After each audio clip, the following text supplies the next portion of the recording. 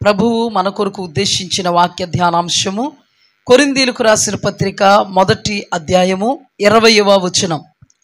జ్ఞాని ఏమాయను, శాస్త్రి ఏమాయను, ఈ లోకపు తర్కవాది ఏమాయను, ఈ లోక జ్ఞానమును దేవుడు వెర్రితనముగా చేసి ఉన్నాడు కదా.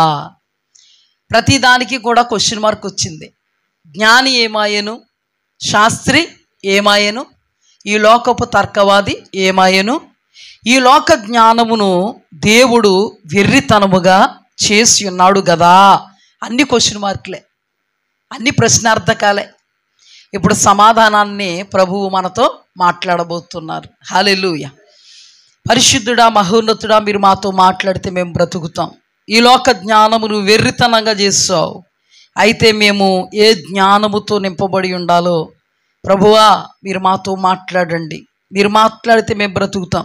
కృపగల దేవా, ప్రతి ఒక్కరూ ప్రభువా నీ మాటల మాధుర్యాన్ని అనుభవించడానికి సహాయం చేయమని, వినగలిగే చెవి, గ్రహించే మనసును దయచేయమని, మీ ఆత్మతో ప్రభువా నేను ఈ మాటలను ప్రకటించడానికి పరిశుద్ధాత్మ వలనైనటువంటి వాక్శక్తి, అధికారపూర్వకమైన బోధ నాకు అనుగ్రహించి, అయా ఈ మాటలు అనేకుల యొక్క జీవితాల్లో కార్యసిద్ధిని కలుగు చేయడానికి, ఈ మాటల ప్రకారంగానే బ్రతకడానికి, అనేకులను బ్రతికించడానికి సహాయం చేయమని యేసు నామములు అడిగి వేడుకుని పొందుకుని నాము తండ్రి, ఆమేన్.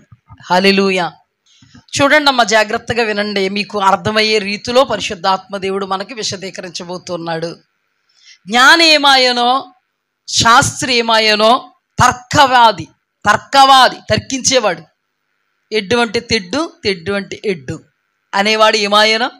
అసలు ఈ లోకపు జ్ఞానం దేవుని దృష్టికి వెర్రితనం కదా.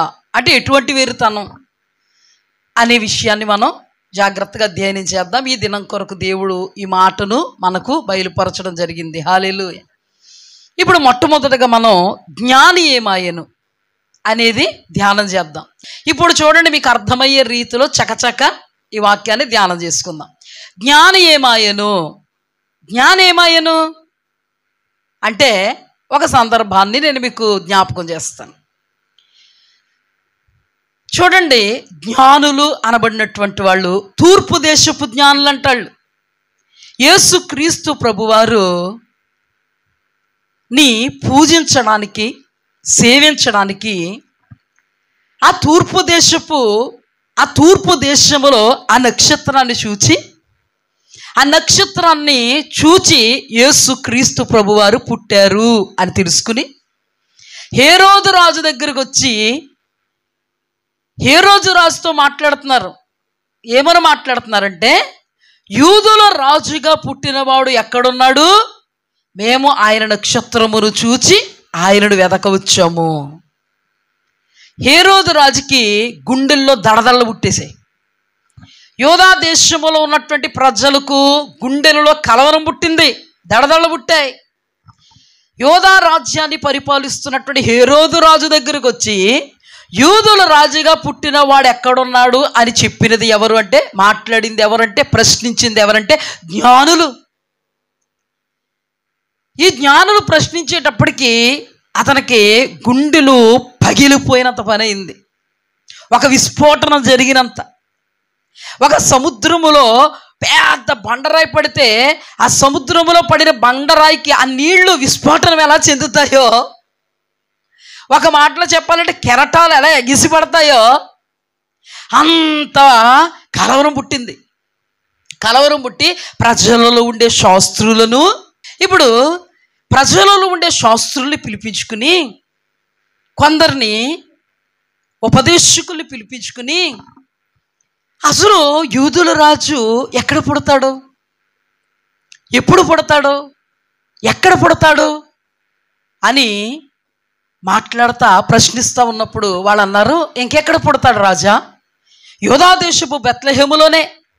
మన ప్రవక్తలు ప్రవచించలేదా, యోధా దేశపు బెత్లెహేములో యేసుక్రీస్తు ప్రభువారు పుడతారని రాయబడింది. ఎందుకంటే ఒక మాట రాయబడింది, యోధా దేశము బెత్లెహేమా, నీవు యోధా ప్రధానులలో ఏమాత్రం అల్పమైన దానవు కాదు, నిన్ను పరిపాలించు ఇశ్రాయేలీల యూదల రాజు నీలో నుండి వచ్చును అని రాయబడింది కదా. ప్రవచనం నెరవేరాలంటే ఎగ్జాక్ట్గా యూదుల రాజుగా పుట్టినవాడు ఎక్కడుంటాడంటే బెత్లెహేములో పుట్టుంటాడు. రహస్యంగా పిలిపించుకున్నాడు ఎవరిని? జ్ఞానుల్ని రహస్యంగా పిలిపించుకుని, మీరు యేసు ప్రభుని పూజించి వస్తారా, మీరు యేసు ప్రభుని సేవించి కానుకలిచ్చి వస్తారా? ఓకే, మీరు యేసు ప్రభు దగ్గరికి వెళ్ళి ఆ జాడా జవాబు అంతా తెలుసుకొని పూజించిన తర్వాత నా దగ్గరికి వచ్చి నాతో చెప్తే నేను కూడా పూజిస్తాను. కపటం. ఈ లోకములో తూర్పు దేశపు జ్ఞానుల యొక్క జ్ఞానం హేరోదు యొక్క కపటాన్ని పసిగట్టలేకపోయింది. వీళ్ళు ఎవరంట? జ్ఞానులు. ఎల్లెల్లెల్లి ఎవరి నోట్లో పడకూడదో, ఏ యేసు ప్రభుని పూజించడానికి బంగారము బోళము సాంబ్రాణి కానుకలుగా తెచ్చి యేసు ప్రభు దగ్గర సాష్టాంగపడి పూజించడానికి వచ్చారో ఆ యేసు ప్రభునే యోధా రాజు అనబడేటువంటి హేరోదు నోట్లో పెట్టేయడానికి, సింహం నోట్లో పెట్టేయడానికి జ్ఞానులు, ఎవరిళ్ళు? జ్ఞానులు వచ్చారు, వెళ్ళారండి.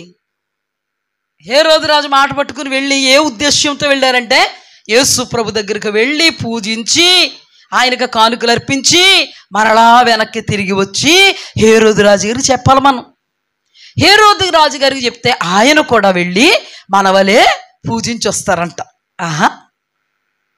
యూదుల రాజుగా పుట్టినవాడు ఎక్కడున్నాడంటేనే గుండెల్లో గుబేలు రేగింది.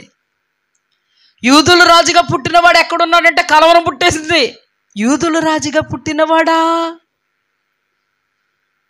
నేను నా తర్వాత నా తరతరాలు ఏలాలి కానీ ఈడావిడ మధ్యలో మొలిసాడు, నేను ఉంచకూడదా?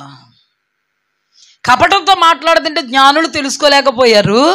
యూదుల రాజు అనబడేటువంటి హేరోదు రాజు యొక్క కపటం ఉపాయం ఏంటంటే యేసు ప్రభుని చంపాలి.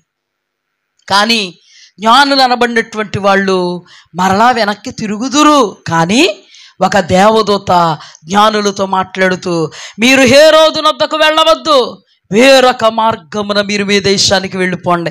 హల్లెలూయా. ఈ జ్ఞానుల యొక్క జ్ఞానం యేసు ప్రభుని యోధా రాజు యొక్క నోట్లో పెట్టేసే జ్ఞానం, యోధా రాజు గారి నోట్లోకి అప్పచెప్పేసే జ్ఞానం. ఈ లోక జ్ఞానము దేవుని దృష్టికి వెర్రితనం. వాళ్ళ జ్ఞానం ఎప్పుడు సార్థకమైందో తెలుసా?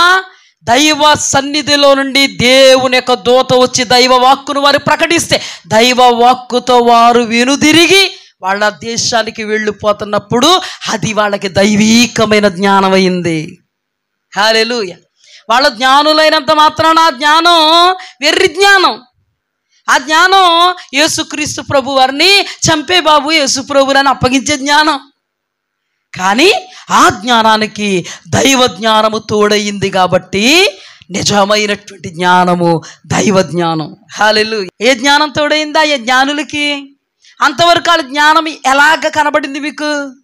వెర్రి జ్ఞానంగా కనబడింది. ఎల్లెల్లెల్లి బోన్లో పడిపోయి జ్ఞానం, ఎల్లెల్లెల్లి సింహం నోట్లో తలట్టేసి జ్ఞానం కనబడింది. కానీ దేవుని దూత చేత బోధింపబడిన తర్వాత అసలు సిసలైనటువంటి జ్ఞానులుగా ఉన్నారు వాళ్ళు. హల్లెలూయా. ఈ రోజున దేవుడు అంటారు, ఈ లోక జ్ఞానం దేవుని దృష్టికి వెర్రితనం. చాలామంది అనుకుంటారు ఇది చాలా జ్ఞానవంతురాలు, అతను చాలా జ్ఞానుడు, అయ్య బాబా ఎంత జ్ఞానంగా మాట్లాడద్ది, ఎంత జ్ఞానంగా ప్రవర్తిస్తుంది, నీ మట్టికి అది జ్ఞానమేమో. నేనంటాను అది వెర్రి జ్ఞానం, అర్ధమర్ధ జ్ఞానం. ఓ మాటలో చెప్పాలంటే దెయ్యాల జ్ఞానం. మీకే అర్థమవుద్ది చివరికి ఏ జ్ఞానం అనేది మీకే అర్థమవుద్ది. జాగ్రత్తగా వినండి. జ్ఞానుల జ్ఞానం ఎలా గడిచింది? దైవికమైనటువంటి జ్ఞానం ఎప్పుడవుతుందో తెలుసా? దేవుని చేత బోధింపబడినటువంటి మార్గములో నడిస్తే, దైవాత్మ సంభూతులుగా నడపబడితే ఆ జ్ఞానం దైవికమైన జ్ఞానం. హల్లెలూయా. ఆ జ్ఞానం పైనుండి వచ్చిన జ్ఞానం. ఆ జ్ఞానం దేవుని యొద్ద నుండి వచ్చిన జ్ఞానం. అది దయ్యాల జ్ఞానం కాదు, అవివేకముతో నడిపించేటువంటి జ్ఞానం కాదు, అంధత్వపు జ్ఞానం కాదు, మందమతితో కూడిన జ్ఞానం కాదు. అందుకే జ్ఞానాన్ని నమ్ముకోవద్దు.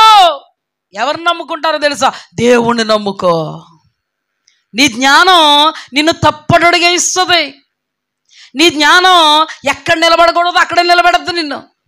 నీ జ్ఞానం ఎవరితో ఎలా మాట్లాడకూడదు అలాగే మాట్లాడిస్తుంది. మనకందుకే ఈ జ్ఞానం కాదంట, దేవుడిచ్చే జ్ఞానం కావాలి. హల్లెలూయా. చూడండి, యోసేపు జైలులో ఉన్నటువంటి అనుభవం మనకు తెలుసు. జైల్లో ఉన్నప్పుడు పానదాయకుల అధిపతి భక్షకారుడు ఇద్దరు ఐగుప్తు దేశపు రాజు అయినటువంటి ఫరో పక్షంగా వాళ్ళు తప్పు చేశారు. తప్పు చేస్తే వాళ్ళని చెరసాల్లో పెట్టారు. పెట్టేటప్పటికి వాళ్ళిద్దరు కూడా కలలు కన్నారు. కలలు కన్నాక ఆ కలల భావం ఎవరు చెప్పారంటే యోసేపు చెప్పాడు. యోసేపు చెప్పిన తర్వాత ఆ కలలు అక్షరాల వారి జీవితంలో నెరవేరిపోతే ఆ పర్యావసానం ఎలా ఉందంటే, పానదాయకుల అధిపతి ఫరో దగ్గర నిలబడ్డాడు. మరలా తన ఉద్యోగంలో చేరాడు. మరలా గిన్నెందించేటువంటి పరిస్థితిలోకి వచ్చాడు. ఫరో ఆ తర్వాత దినాలలో లేదా సంవత్సరాల్లో కలగన్నాడు.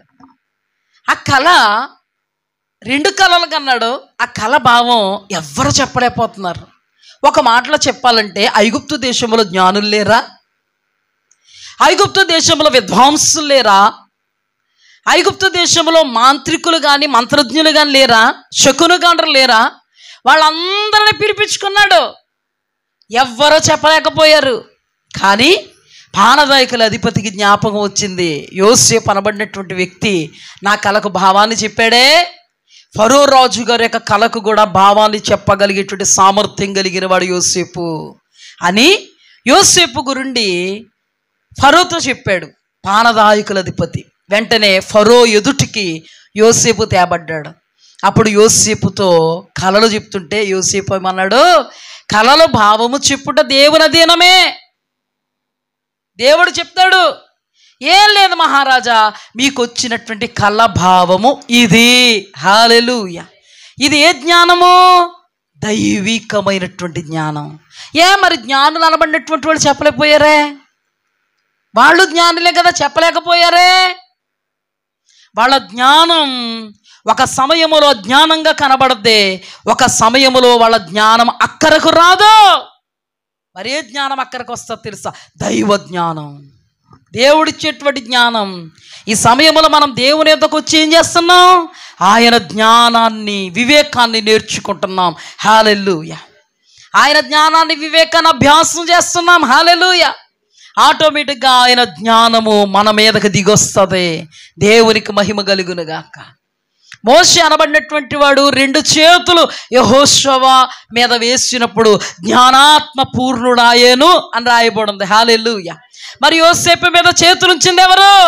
దేవాది దేవుడు. అందుకే యోసేపు జ్ఞాన ఆత్మ పూర్ణుడయ్యాడు. హల్లెలూయా. ఈ జ్ఞానం అతీతమైన జ్ఞానం, ఆగిపోయే జ్ఞానం కాదు, అజ్ఞానం కాదు, దెయ్యాల జ్ఞానం కాదు, లౌకిక జ్ఞానం కాదు. మనుష్యులు జ్ఞానమో జ్ఞానమో జ్ఞానమో అని తలలో బాధేసుకుని గుండెలో బాధేసుకుని ఆ జ్ఞానం కలిగినటువంటి మనుష్యులు వెనకదలబడిపోయి మనుష్యులను బట్టి అతిశయించేటువంటి జ్ఞానం కాదు. ఇదే జ్ఞానం దైవికమైనటువంటి జ్ఞానం. ఈ లోక సంబంధమైనటువంటి జ్ఞానం వెర్రితనం. దైవికమైనటువంటి జ్ఞానమే అసలు సిసలైనటువంటి జ్ఞానం. హల్లెలూయా. ఆ జ్ఞానాన్ని సంపాదించుకోవడానికి మనం ఎక్కడికి వచ్చాం? దేవుని యొద్దకు వచ్చాం. యోసేపు కూడా దేవుని యొద్దే ఆ జ్ఞానాన్ని సంపాదించుకున్నాడు. హల్లెలూయా. ఇప్పుడు చూడండి, మరొక సందర్భం ధ్యానం చేస్తే, దానియేలు గ్రంథాన్ని మనం ధ్యానం చేస్తే, దానియేలు గ్రంథంలో దానియేలు అనబడినటువంటి వ్యక్తికి దేవుడే జ్ఞానాన్ని ఇచ్చాడు. హల్లెలూయా. దానియేలు గ్రంథంలో నెబుకద్నెజర్ రాజు అనబడేటువంటి రాజు కల కన్నాడు. కలే మరిచిపోయాడు. కలభావం ఏంట్లే, కలభావం తన దరిదాపుల్లోకి కూడా రాలేదు. కళను ఏం చేశాడు? మరిచిపోయాడు. ఎప్పుడైతే కల మరిచిపోయాడో నెబుకద్నెజరు అక్కడ ఉన్న వాళ్ళందరినీ, కల్దీలందరినీ, వాళ్ళలో జ్ఞానులు ఉన్నారు, విద్వాంసులు ఉన్నారు, మాంత్రికులు ఉన్నారు, అందరిని అడిగితే మహారాజా నువ్వు కళ చెప్పు, మేము భావం చెప్తాం. మనిషి అన్నవాడు ఇప్పుడు కూడా నువ్వు కన్న కళ చెప్తే భావం చెప్తాం, కానీ నువ్వు కళ చెప్పకుండా కళ చెప్పు భావము చెప్పంటే సవాల్ చేసి చెప్తున్నాం. మహారాజా మనిషి అన్నవాడు వల్ల అవదు, ఇది మనిషి వల్ల జరగదు, ఇది మీరు సేవిస్తున్న ఏ దేవత వచ్చేయాలి మీకు చెప్పేయడానికి, మనిషి వల్ల మాత్రం ఇది ఏమవదు, జరగదు. కాలయాపన చేస్తారా, కాలయాపన చేస్తారా? ఎందుకు ఇంతమంది ఉన్నారు? చెప్పకపోతే ఒక్కొక్కడ మెడ మీద తలకాయ తీసేస్తామన్నప్పటికీ మెడ మీద తలకాయ తీసేసి సంకేతంలో ఉన్నారో జ్ఞానులు అనబడేటువంటి దానియేలు, శద్రకు, మేషకు, అబేద్నెగో కూడా. ఈ దానియేలు అనబడినటువంటి వాడి దగ్గరికి వచ్చాడు అనమాట ఈ వ్యక్తి. ఏంటి కథ, జ్ఞానులందరినీ చంపేయడం ఏంటి, మమ్మల్ని చంపేయడం ఏంటి, ఏంటి కథ అంటే, ఏం లేదు మా రాజుగారికి ఒక కళ వచ్చింది, కళ చెప్పాలంటే కళభావం చెప్పాలంటే ఒక్కడ చెప్పట్లేదు. అంటే దేవత వచ్చి చెప్తే నీకు ఉంటుంది, కానీ మనిషి అన్నవాడు చెప్పలేడు అన్నారు. మనిషిగా మీరెందుకని చంపేద్దాం అనుకున్నాడు. మనిషి అన్నవాడు చెప్పలేడు అన్నారు, మరి మనుషులుగా ఉండి మీరెందుకు మనుషులుగా చెప్పకపోతే? అందుకని మనుషులుగా ఉన్నారు, జ్ఞానులు అయితే సుఖం ఏంటని చంపేయమని పంపాడు. అప్పుడు దానియేలు అన్నాడు, నాకు సమయం ఇవ్వి, మీ రాజుగారి కళభావం నేను చెప్తా. హల్లెలూయా. దేవుడు సన్నిధిలో ప్రార్థన చేశాడు, దేవుడు కళభావాన్ని బయలుపరిచాడు. హల్లెలూయా. నెబుకద్నెజరు రాజు ఎదుట నిలబడ్డాడు. మర్మములు బయలుపరిచేవాడు పరలోకమందున్నాడు, ఆకాశమందున్నాడు. రాజా, అంత్యకాలములో సంభవించేటువంటి రాజకీయం గురించి దేవుడు మీకు బయలుపరిచాడు. ఇదిగో రాజా కళభావం. ఓ హల్లెలూయా. మరి జ్ఞానులు అందరూ ఉన్నారు, జ్ఞానులు పేరుకు మట్టిగా. ఆ జ్ఞానం వాళ్ళ జ్ఞానం రాజుగారి కళ చెప్పగలిగిందా, భావం చెప్పగలిగిందా? పైగా దేవతలు అయితే చెప్తారండి బాబు, మేము చెప్పలేమని అర్థం. అది దాని అర్థం. ఏ మనుష్యుడు అంటే ఏంటంటే జ్ఞానులమైన మేము కూడా చెప్పలేం, అది అర్థం. కానీ దానియేలు ఎందుకు చెప్పగలిగాడు? వీళ్ళ జ్ఞానం ఒక్కొక్కసారి పనిచేద్ది, ఒక్కోసారి పనిచేయదు, అక్కడికి రాదు. ఒక్కొక్కసారి అర్ధాంతరంగా విడిచిపెట్టద్ది జ్ఞానం. ఒక్కొక్కసారి వీళ్ళ జ్ఞానం వీళ్ళ చావుకి కారణం అయిపోయింది. తెలుసా? ఏ జ్ఞానమో తెలుసా? మనుషులైతే చెప్పలేరండి మహాప్రభు, దేవతలైతే మనుషులుగా మీరెందుకు ఉండడం అయితే అని వీళ్ళ జ్ఞానపు మాటలు రాజు కోపం పుట్టించాయి. వీళ్ళ జ్ఞానపు మాటలు రాజుకి ఏం సంకేతం ఇచ్చాయంటే, దేవతలైతే చెప్తాయా, మీరైతే చెప్పలేరా? జ్ఞానులుగా ఉన్నందుకు ఎందుకు మీరు జ్ఞానులుగా విద్య అభ్యసించింది ఎందుకు అని రాజుగారికి వీళ్ళ జ్ఞానం ఎక్కడికి తీసుకెళ్ళింది రాజుగారిని అంటే, వీళ్ళ జ్ఞానం అజ్ఞానం, వీళ్ళ జ్ఞానం వెర్రి జ్ఞానం, వీళ్ళ జ్ఞానం రాజుగారికి కోపం హై పిచ్లో వచ్చేసింది, హై బీపీ, హై పవర్, చంపేద్దామని డిసైడ్ అయిపోయినంతగా వీళ్ళ జ్ఞానం ఉపయోగపడింది. కానీ దానియేలు జ్ఞానం ఎలా ఉపయోగపడింది? జ్ఞానుల్ని సహితము చంపనక్కర లేకుండా వెనకకు లాగేటువంటి జ్ఞానము దానియేలులో ఉన్న జ్ఞానం. హల్లెలూయా. దైవిక జ్ఞానం. ఎంతమంది ఉంటే సుఖమే ఉందండి జ్ఞానులు. ఒక్క దానియేలుకి ఒక్కడు సాట చెప్పండి, ఒక్క దానియేలుకి ఒక్క సాట, ఒక యోసేపుకి ఒకడు సాట. ఐగుప్తు దేశంలో ఫరో అందరిని ఎదురుగుండా పెట్టేస్తే ఒక పక్క యోసేపు ఉంటే యోసేపుకి సాటి అయ్యారు వాళ్ళు. ఒక్కడు కూడా సాటి లేడండి. దానియేలుకి ఒక్కడు కూడా సాటి లేడు. ఎవరో కల్దీల దేశంలో ఒక్కడు కూడా లేడా? మొనగాడు లేడు. ఎవరో? దానియేలే. ఎందుకు? దానియేలు దేవుని సన్నిధిలో నేర్చుకున్నాడు. దానియేలు దేవుడు జ్ఞాని, దానియేలు దేవుడు వివేకి. జ్ఞాన వివేకములకు ఆధారమగు దేవుడు మన దేవుడు. హల్లెలూయా. ఆ జ్ఞాన వివేకము ఎక్కడ నేర్చుకున్నాడు దానియేలు? ఎవరు నేర్పారు దానియేలుకి? ఎవరి హస్తము దానియేలు మీద పడింది? దేవుని హస్తము. హల్లెలూయా. అదే నాన్న దేవుని హస్తం యోసేపు మీద పడితే యోసేపు ఆత్మ సంబంధమైన దైవీకమైనటువంటి జ్ఞాని అయ్యాడు. దానియేలు మీద పడితే దైవిక సంబంధమైన జ్ఞాని అయ్యాడు. అదే నాన్న దేవుని ఆత్మ చేత నింపబడిన మోషే 2 చేతులు యెహోషువ మీద పెడితే యెహోషువ జ్ఞానాత్మ పూర్ణుడయ్యాడు. హల్లెలూయా. ఇదే నాన్న మనకి ఏ జ్ఞానం కావాలి? దయ్యాల జ్ఞానమా? కోపాన్ని రేపే జ్ఞానమా? కొంతమంది జ్ఞానంగా మాట్లాడి మాటలు కోపాలు రేపేస్తాయండి. 100 సార్లు ఫోన్ చేస్తేనే ఎత్తపోయి, ఫోన్ చేస్తే ఎక్కడ ఉంటే ఇక్కడే అంటే ఎక్కడరా? ఇక్కడే. దానికి ఇంకేం పేరు ఊరు లేదంటే హై బీపీ వచ్చేద్ది మనకు, మామూలుగా రాదు. అప్పటికి ఏ కోపంలో ఉంటాం మనం? ఫోన్ ఎత్తలేదని. ఇప్పుడు ఆయన చెప్పిన సమాధానం ఎక్కడికి ఎక్కుద్ది మనకి? ఎక్కడున్నావురా అంటే సాలెజ్వర్లో ఉన్నాను, కాటికలో ఉన్నాను, లేదా మన క్యాంపులో ఉన్నాను ఏడాలి కదా. అలాగే ఆడుకో ఇక్కడే అంటే ఎక్కడ? మళ్ళీ అనాలి మనం. ఎక్కడంటే ఎక్కడరా? ఎక్కడంటే అక్కడే. ఈ జ్ఞానం, వాడి జ్ఞానం ఏంటంటే ఇన్నిసార్లు ఫోన్ ఎత్తలేదు కదా, అందుకని వాడి జ్ఞానం ఏంటంటే మనం ఫోన్ ఎత్తలేదు కాబట్టి ఎక్కడున్నామో తెలియకూడదు. ఇప్పుడు మన కాటికి పంపించామనుకో, 2 గంటలు 3 గంటలు అయినా రాలేదనుకో, ఒరే ఎక్కడున్నావురా? ఎక్కడైనా అర్థం చేసుకోవాలి మనం. మళ్ళీ 2వసారి అడగాలి. మామూలుగా అడగం. ఎక్కడరా చెప్పరాను. ఎక్కడ అంటే చెప్పవేటిరా? ఎక్కడంటే ఎక్కడ అంటావేటి? ఎక్కడ అంటాం.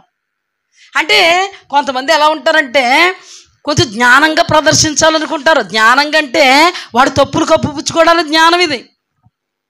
తప్పులు కప్పుపుచ్చుకునే జ్ఞానం. ఇప్పుడు తప్పు కప్పుపుచ్చుకోవడానికి వీళ్ళు ఏ జ్ఞానం వాడారు? మహారాజా దేవత వచ్చేయాలి రాడని. అంటే మా వలన కాదు, ఇంక మమ్మల్ని వదిలే, దేవత చెప్తే కానీ అవదని, నీ కళ వదిలే, నీ బాము వదిలే ఇంకా అని రాజుగారికి ఎక్కడ లేని కోపం వచ్చి మెడ మీద తలకాయ తీసేయమన్నాడు. కొంతమంది తప్పించుకోవడానికి ఇలా మాట్లాడుతూ ఉంటారు జ్ఞానంగా. ఆ జ్ఞానానికి చివట్లు చెప్పు దెబ్బలు తగులుతూ ఉంటాయి. ఆ జ్ఞానం ఉపయోగిస్తుంటే బ్యాడ్ నేమ్ వచ్చేస్తూ ఉంటుంది వెనకాల. తాటాకులు కట్టి వాళ్ళు ఎక్కువైపోతూ ఉంటారు. అలాంటి భరించాలి, తప్పదు మరి. మన జ్ఞానం. కానీ ఇక్కడ అద్భుతమైనటువంటి జ్ఞానంతో నెబుకద్నెజరు యొక్క కలభావాన్ని చెప్పగలిగాడు. హల్లెలూయా. ఆ తర్వాత కొంత అధ్యాయాలు ముందుకు వెళితే బెల్షస్సరు అనబడేటువంటి నెబుకద్నెజరు రాజు యొక్క కొడుకు విపరీతంగా ప్రవర్తిస్తున్నాడు మన దేవుని ఎదుట. ద్రాక్షారసాన్ని, మద్యాన్ని దేవుని యొక్క ప్రతిష్ఠితమైనటువంటి వస్తువుల్లో వేసుకుని తమ దేవతలను స్తుతించుకుంటూ, పాటలు పాడుకుంటూ, కీర్తనలు పాడుకుంటూ దేవతల్ని హెచ్చించుకుంటూ తాగుతుంటే పక్కన గోడ మీద రాసేసింది వచ్చి హస్తం. మన దేవుని యొక్క హస్తం గోడ మీద రాసిస్తే రాయడం చూసి కాళ్ళు కీళ్ళు వసిలి కిందడిపోయాడు. ఏమని రాసిందో అర్థం కావట్లేదు వీళ్ళు ఎవరికి. అక్కడ కూడా బెల్షస్సరు రాజు మొత్తం జ్ఞానులు అనబడిన వాళ్ళని, మాంత్రికులు అనబడిన వాళ్ళని, లేకపోతే ఇంకా చాలా శకున గంట అనబడిన వాడిని, విద్వాంసుల్ని అందరినీ తీసుకొస్తే వాళ్ళు గోడ దగ్గరికి వెళ్ళడం, చూసుకుంటాం, వెనక్కి వెళ్ళిపోవడం. మొదటోడు మొదలుకొని చివరోడు వరకు చేతులు ఎత్తేసారంతే ఇంక పైకి. ఈయన ఆల్రెడీ వసిలిపోయి కింద పడిపోయాడు. మంచం మీద మళ్ళీ తిన్నాడు అన్నమాట. మంచం మీద వేసేసారు. మంచం మీద తీసేసినోడు ఇంకేమి చేయలేళ్ళే మనం అనుకున్నారు. ఏంటో మొత్తానికి మా వల్ల కావట్లేదు. ఈ పరిస్థితి రాణికి తెలిసింది. అంతఃపురంలో ఉన్న రాణికి తెలిసింది ఇలా జరిగింది. వెంటనే రాణి వచ్చిందండి బెల్షస్సరు దగ్గరికి. మహారాజా, నీ తండ్రి కాలములో పరిశుద్ధ దేవతల ఆత్మ కలిగినటువంటి మనుష్యుడు అక్కడ ఉన్నాడు. అతడు దైవ జ్ఞానం కలిగిన వాడు. హల్లెలూయా. అతను ఏ కళ, ఏ దర్శనము, ఏ స్వప్నము కలత పెట్టలేదని నీ తండ్రికి తెలిసి నీ తండ్రి అతన్ని జ్ఞానులందరికంటే ప్రధానమైనటువంటి జ్ఞానిగా నిలబెట్టాడే. ఆ దానియేలును పిలిపించుకుని చెప్పించుకో, ఏళ్ల వల్ల కానిది ఆయన వల్ల అవుతుంది. హల్లెలూయా. వెంటనే దానియేలు ఎదురుగుండా వచ్చాడండి. ఏంటి? ఏమీ లేదు. చదవగలవా? ఎవరో చదవలేకపోయారు అన్నాడు. ఏంటి? చదివాడు. మెనే టేకెల్ ఫారసిన్. నీ టైం దగ్గరికి వచ్చేసింది. ఏమన్నాడు? నువ్వు త్రాసులో తేలిపోయావు, నీ టైం దగ్గరికి వచ్చేసింది, నీ రాజ్యాన్ని దేవుడు వేరే వాళ్ళకి ఇచ్చేపోతున్నాడు, నువ్వు పోతావు అన్నాడు. చెప్పేశాడు. హడావుడి చేసినంతసేపు లేదు. అంతమంది ఒక్క ధాటిగా మేము చెప్పలేం అంటే దేవుని ఆత్మ కలిగినటువంటి పరిశుద్ధ దేవదూతల ఆత్మ కలిగినటువంటి దానియేలు మెనెటెకేలో ఫారసి అనబడేటువంటి పరలోకపు భాషను చదవడమే కదా, దాని అర్థం చెప్పి గనుడిగా నిలబడ్డాడు. హల్లెలూయా. ఏంటి జ్ఞానం?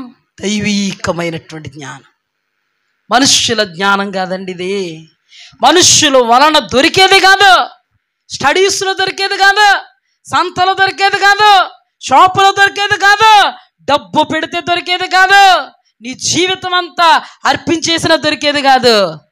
నీవు దేవుడికి లోబడితే దొరికేది, నువ్వు వెతికితే దొరికేది, నువ్వు ఆశ కలిగి ఉంటే దొరికేది.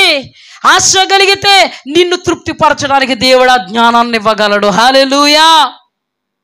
దేవునికి మహిమ కలుగును.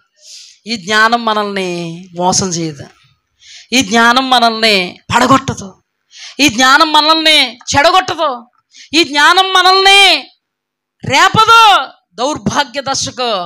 ఈ జ్ఞానం మనల్ని దేవుని నామ ఘనత కొరకు నిలబెడద్ది. ఈ జ్ఞానం మనల్ని దేవుడి మీద ఆధారపడడానికి, ఇంకా దేవుణ్ణి చూడడానికి, ఇంకా దేవుణ్ణి ఆరాధించడానికి, ఇంకా ఇంకా దేవునిలో ఐక్యమైపోవడానికి, ఇంకా దేవునిలో లీనమైపోవడానికి, సొంతమైపోవడానికి ఈ జ్ఞానము మనకి దోహదపడుతుంది. అది మనుష్యుల వలన దొరికేది కాదు, కానీ సాక్షాత్తు దేవుడు ఇచ్చేటువంటి జ్ఞానము. హల్లెలూయా. ఇందాక చూసినటువంటి జ్ఞానం ఎలా ఉంది? తమ జ్ఞానం. తర్వాత దేవుడి దూత ఎంటర్ అయితే అది దైవ జ్ఞానం. హల్లెలూయా. వాళ్ళ జ్ఞానంతో యేసుప్రభుని అప్పగించేద్దరు. ఎవరికి? కానీ దేవుని దూత చేత బోధింపబడిన తర్వాత, దైవ జ్ఞానం పొందుకున్న తర్వాత యేసుప్రభుని అప్పగించారా? అప్పగించడానికి కారణమయ్యారా? మరో మార్గంలో వెళ్ళిపోయారండి. దేవుడు నడిపిస్తాడండి. మన జ్ఞానాన్ని నమ్ముకోకూడదు. చాలామంది తమ జ్ఞానాన్ని నమ్ముకుంటుంటారు. ఉద్యోగాల్లో, వ్యాపారాల్లో, చేతి పనుల్లో తమ సొంత జ్ఞానాన్ని నమ్ముకుంటూ ఉంటారు. తమ సొంత జ్ఞానాన్ని నమ్ముకోకూడదు. కుటుంబాల్లో అయినా, జాబ్స్లోనైనా, బిజినెస్లో అయినా, ఎక్కడైనా కూర్చున్నా, లేచినా, పండుకొనినా, మేలుకొనినా దైవ జ్ఞానమును నమ్ముకోవాలి. దేవుని ఆత్మచేత మాత్రమే నడిపింపబడాలి. హల్లెలూయా. కొంతమందికండి నిజాలు రావండి బయటికి, అప్పటికప్పుడు అబద్ధాలు లేస్తూ ఉంటారు. తెలుసా మీకు? తెలుసా మీకు? అది కింద ఇలా పడిపోయింది అనుకో, పడిపోయింది తీయండి అన్నాను అనుకో, దానికి ఇంకో కళ్ళు వేస్తాను. నేను పడగొట్టేసాను, ఇప్పుడు తెలిసిపోద్దేమో. అలా డోర్ తీయగానే గాలి ఇచ్చిందండి, డబ్బేలు పడిపోయిందండి కింద. తీసేయమంటారండి? పడిపోవడం చూసాము, పడగొట్టడం చూసాము. అంటే తప్పించుకోవడానికి జ్ఞానం. చూసిన వాళ్ళకి ఎలా ఉంటుంది ఇది? నేను చూసేసాను అనుకో, ఇప్పుడు కాకమ్మ కబుర్లు చెప్తున్నారు అనుకో, పిచ్చాపాటి కబుర్లు చెప్తున్నారు అనుకో, లేని పుట్టించి మాట్లాడుతున్నారు అనుకో, నాకు ఎలా ఉంటుంది నీ మీద? సోది కబుర్లు బాగా చెప్తున్నాడు, సోది కబుర్లు బాగా చెప్తుంది. మన జ్ఞానం అంటే సోది జ్ఞానం. మన జ్ఞానం అసలు నిజంగా దేవుడు ఉంటే తప్పును ఒప్పుకుంటాడా, కప్పుకుంటాడా? చెప్పండి ఆ మాట. దేవుడు మనలో ఉన్నాడు అనుకోండి, దైవ జ్ఞానం ఉంటుంది. దైవ జ్ఞానం తప్పును కప్పుకుంటుందా, తప్పును ఒప్పుకుంటుందా? అర్థమైంది ఇప్పుడు మీకు. మరి ఇప్పుడు పాడేసి గాలి వచ్చి పాడేసింది అంటే నీలో ఏ జ్ఞానం ఉంది? దెయ్యాల జ్ఞానం ఉంది. జాగ్రత్త. మరి దెయ్యాల జ్ఞానంతో కొన్ని సందర్భాల్లో గెట్నైపోతాం అనుకుంటారు. ఇది దెయ్యాల జ్ఞానం. ఇది ఎక్కడికి నడిపిస్తుందో చూపిస్తాను. ఈ దెయ్యాల జ్ఞానం మనల్ని ఎక్కడ నడిపిస్తుందో చూపిస్తాను. ఇప్పుడు చూడండి, పరిశుద్ధ గ్రంథంలో లూకా సువార్తలో ఒకడు ఉన్నాడంట, ధనవంతుడు అంటాడు. వాడికి మామూలుగా పండుతులేదంట, పంట విపరీతంగా పడిపోతుందంట. ఆ పంట అంతా చూసేటప్పుడు ప్లాన్లో బుర్రలో తిరిగిపోతున్నాయి. ప్లాన్లో ఏం తిరిగిపోతున్నాయి? ప్లాన్లు అంటే గొడాంస్ ఉన్నాయి. ఈ గొడాంస్ని పడగొట్టాలి, అక్కడ పెద్ద పెద్ద గొడాంస్ని నిలబెట్టాలి, ఈ ధాన్యం అంతటిని గొడాంస్లో స్టాక్ పెట్టాలి, మంచి రేట్ వచ్చినప్పుడు ఈ స్టాక్ని అమ్మి పెట్టుకోవాలి, గొప్ప ధనాన్ని కూర్చుకోవాలి. నువ్వేం పాట పాడాలి నాయనా? నేనా? నా ప్రాణమా తిను తాగు సుఖించు. కొండంత ఏముంది? సిరి సంపద. కూర్చుని తింటే కొండలు కరిగిపోతాయి అంటారు, అది అప్పుడు సామెత. కూర్చుని తిన్నా కూడా నేను సత్యంత వరకు ఈ కొండ కరగదు, ఇది ఇప్పుడు సామెత. చూడండి, ఒకడు ఉన్నాడు, నా ప్రాణమా తిను తాగు సుఖించు. చాలా ఉంది, కొండంత ఆస్తి కరగదు. దేవుడు అన్నాడు, వీరుడా, ఈ రాత్రి నేను నీ ప్రాణాన్ని అడుగుతున్నాను, నరులారా తిరిగి రెండిట్టు వచ్చేయాలి కదా. ఓ నరుడా వచ్చాయి అంటాను. నువ్వు దాచుకున్నదంతా ఏమైపోద్దయ్యా? గిర్ర గిర్ర గిర్ర తిరిగేసింది బుర్ర, వేసేసావు ప్లాన్లో, తీసుకొచ్చేసావు ఎవరిని? మేస్త్రుల్ని. తీరా పడగొట్టేసావు. ఇప్పుడే తీసుకెళ్ళిపోతే నీ పంట ఏమైపోద్ది? పడగొట్టేసిన గొడవలు ఏమైపోతాయి? నీకున్నదంతా ఏమైపోద్ది? ఏమన్నాడు దేవుడు? వెర్రివాడా, ఏ జ్ఞానం? ఏ జ్ఞానం? ఈ లోకములో అతనుకున్న జ్ఞానం. అతని జ్ఞానం అతను ఏం చేసిందంటే తిను త్రాగు సుఖించు. అతని జ్ఞానం అతను ఏం చేసిందంటే ఈ గొడాంస్ సరిపోవు, పడగొట్టాలి, పెద్ద గొడాంస్ కట్టాలి. ఈ రాసంతా చూసి పెద్ద గొడాంసులు అయితే రాసి వేసేయడానికి సరిపోద్ది, ఇంక ఏ లెక్కలో తొక్కలో ఈయనకి. దేవుడు అన్నాడు, వీరుడా బాగా ఆలోచించుకుంటున్నాను ఆయన, చాలా అద్భుతమైనటువంటి ఆలోచన, శభాష్ అన్నాడా. నీ అద్భుతమైన ఆలోచనకు నేను కూడా చేదోడు వాదోడు గుండి ఒక చెయ్యి ఎత్తాను అన్నాడా. నిన్నే లేపేస్తాను అన్నాడు. ఏం చేస్తావు? ఏం చేస్తాను? ఒట్టి చేతులతో వచ్చేస్తాను. ఏం చేయాలి ఇంకా? బాబు గిర్రా గిర్రా గిర్రా గిర్రా తిరిగేసే కదా ప్లాన్లో, ఇంకా బుర్రలో ఉన్నాయా? నువ్వే పోతే బుర్రేం పని చేద్దే. మేస్త్రులందరికీ కూడా భజనాలు ఇచ్చావు కదా మొదలెట్టేమని, వాళ్ళు ఏం చేస్తారు? డబ్బులు ఇచ్చేవాడు నువ్వు లేకపోతే వాళ్ళు ఏం చేస్తారు? పని ఉన్న రాసులు గీసులు అన్నీ ఎత్తుకుపోతారు జనాలు. ఎవరైతే వాళ్ళు సర్దుబాటు చేసేసుకుంటారు నువ్వు లేకపోతే. వెర్రివాడా అంటే అతని యొక్క జ్ఞానం వెర్రితనం. ఎవరికి? దేవునికి. మనకు మాత్రం చాలా అద్భుతమైన జ్ఞానం కింద ఉండొచ్చు. అయ్యి బాబాయ్ ఎంత అద్భుతం చూసావా, గొడాంస్ చిన్నగా ఉన్నాయి కానీ పెద్ద గొడాంస్ కట్టిస్తున్నాడే, రాసి ఎక్కువైపోయింది కదా. ఏమండి మన వాళ్ళు ఏం చేశారండి? గడ్డంతా మిగిలిపోద్దని, వచ్చే సంవత్సరం పంట ఉండదని మన వాళ్ళందరూ గొడాంస్ నిండానే గడ్డెట్టారు. గడ్డి జ్ఞానం ఫోన్లో గడ్డెట్టారులే, కానీ రమ్మనలేదు దేవుడు స్తోత్రం. అంటే రివర్స్ అయిపోద్దండి. మన జ్ఞానముతో మనం ఆలోచించుకుంటే ఏ దినాన రివర్స్ అయిపోద్దో మనకు తెలియదు. చాలామంది తమ జ్ఞానాన్ని ఆధారంగా చేసుకుంటారు. ఇలా చేద్దాం, అలా చేద్దాం, ఇలా చేద్దాం, ఈ దీనికే బుర్ర తిరిగిపోతూ ఉంటుంది. రాత్రి టైంకి అన్నం తినరు. భార్యమని అంటది, రండి భోంచేది, ఉండవే ఏంటి ప్లాన్ ప్లాన్. ఆవిడ కడుపులు మాడిపోతూ ఉంటుంది. బుర్ర మామూలుగా తిరగదు. వీళ్ళు గాల్లో మేళ్ళ కట్టేస్తాడు, ఈయన గాల్లో మేడ కట్టేసారు. తీరా రారా అంటే వచ్చేసాడు. ఈ మేళ్ళన్నీ ఏమైపోయినా తెలుసా? కూలిపోయినాయి. ఎప్పుడు కూడా నీ జ్ఞానంతో నువ్వు ఆలోచించుకో, తలంచుకో, ఊహించుకో, ఉద్దేశించుకో. ఏం చేస్తావు? ఆయనను బట్టి మనకు కలిగినది ఏమనగా ఆయన చిత్తానుసారముగా మనము విన్నవించుకుందాం. హల్లెలూయా. ఆయన చిత్తానుసారంగా మనం ఆలోచన చేసుకుందాం. ఆయన చిత్తానుసారముగా ఆయనను మనం అడిగితే ఆయన జ్ఞానాన్ని మనకిచ్చి మనల్ని ఆయన ఆత్మతో నడుపుతాడు దేవుడు. హల్లెలూయా. సొంత జ్ఞానం ఎంత పెంట పెడద్దో చెప్పనా? సొంత జ్ఞానం పెట్టే పెంట టైటిల్. అననీయ సప్పీరాలకి చాలా జ్ఞానం ఎక్కువైపోయిందండి. క్రైస్తవులు మనోళ్ళే. ఎంత అద్భుత జ్ఞానం వచ్చిందంటే అననీయక సప్పీరకి, వీళ్ళు స్థిరాస్తులన్నీ అమ్మి పేతురు గారి పాదాల యొద్ద పెడుతుంటే వీళ్ళు కూడా మొత్తానికి మంచిగానే ప్రేరేపింపబడ్డారు. పరలోక ధనాన్ని సమకూర్చుకోవాలనేటువంటి ఆశతో, ఆరాటంతో ప్రేరేపింపబడితే డబ్బు చేతిలోకి వచ్చేటప్పటికండి సొంత జ్ఞానం. ఏ జ్ఞానం? సొంత జ్ఞానం. వాళ్ళిద్దరి జ్ఞానం ఎంత బాగుందో తెలుసా?